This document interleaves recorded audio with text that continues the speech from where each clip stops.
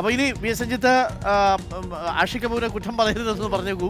കാരണം നമ്മുടെ സജീർ എന്ന് പറഞ്ഞ ഒരു ചെറുപ്പക്കാരനാണ് ഈ പറ്റിച്ചത്. അയാളാണ് 25 ലക്ഷം രൂപ വാങ്ങി 3 ലക്ഷം രൂപ ഈ പാവങ്ങളുടെ കയ്യിൽ നിന്ന് അടിച്ചെടുത്തുകൊണ്ട് പോയത്. അത് ഓക്കെ, നമുക്ക് ആ പ്രതികരണങ്ങളൊക്കെ ഒന്ന് കേൾക്കാം. ഒരു പൈസ പോലും കുറഞ്ഞിട്ടില്ല. ഒരുപാട് നന്ദിയുണ്ട്. എത്ര പൈസ വന്നു? 56,530. സന്തോഷമായി. മുഴുവൻ പൈസ ഒരുപാട് ടെൻഷനായി. ഒന്നാമത് രോഗമാണ്, കൂടുതൽ വ്യാപാരി വ്യവസായി യോഗാന സൗദിയാണ് നമ്മൾ സഹായിച്ചു. അല്ല, കിഡ്നി മാറ്റി വെച്ചത് എനിക്ക് ക്യാൻസർ പേഷ്യൻ്റാണ്. കിഡ്നി മാറ്റി വെച്ച തുക മുഴുവൻ വന്നു. കിഡ്നി കൊടുത്ത ആളാണ് ഇതിലെ. അതെ അതെ. ഈ കിഡ്നി വെച്ച് മാറ്റി വെച്ചാൽ കിഡ്നി കൊടുത്ത ആളും കൂടെ നിൽക്കുന്നുണ്ട്, അവരും കിടക്കാരാ.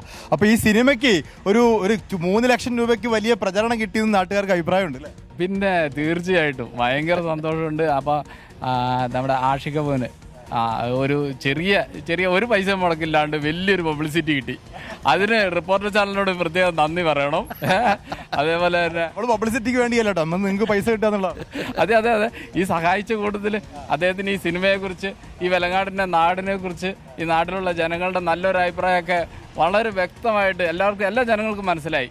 ഒരാൾക്ക് പൈസ ഇട്ടാണ് അല്ല, ആളുടെ പൈസയും കിട്ടി. ഞങ്ങളെ സംബന്ധിച്ച് വ്യാപാരി വ്യവസായ ഏകോപന സമിതിക്ക് വളരെ സന്തോഷമായ നിമിഷമാണ്. ഇവർ അങ്ങാടി വന്ന സമയത്ത് തന്നെ മനു ആൻ്റണി, ജോർജ് ജോർജ്, ആഷിക് കപൂർ ഒക്കെ നമ്മളുമായിട്ട് സംസാരിച്ചതാണ്. എല്ലാത്തിനും സപ്പോർട്ട് ചെയ്യണമെന്ന് പറഞ്ഞു. ഞങ്ങൾ എല്ലാത്തിനും സപ്പോർട്ട് ചെയ്ത് കൊടുത്തു.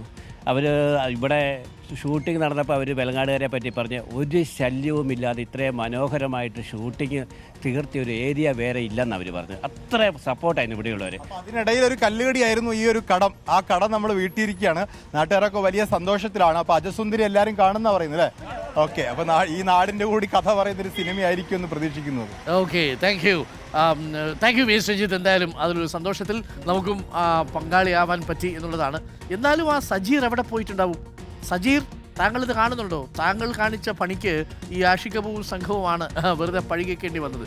ആൾക്കാരുടെ പേര് കളയാതെ എൻ്റെ പുണ്യങ്ങാതി വാങ്ങിച്ച പണം തിരിച്ചു കൊണ്ട് കൊടുക്കും. താങ്കൾ എവിടെ പോയാലും താങ്കളുടെ പണം ഇട്ട ആൾക്കാർ നമ്മളത് വേണ്ടാതെ കരുതിയതാണ്. എന്തായാലും താങ്കൾ ചെറുപ്പക്കാരനല്ലേ, എന്തായാലും ഇങ്ങനെ പറ്റിച്ചതൊന്നും ശരിയായില്ല കേട്ടോ, തീരെ ശരിയായില്ല, മോശമായി.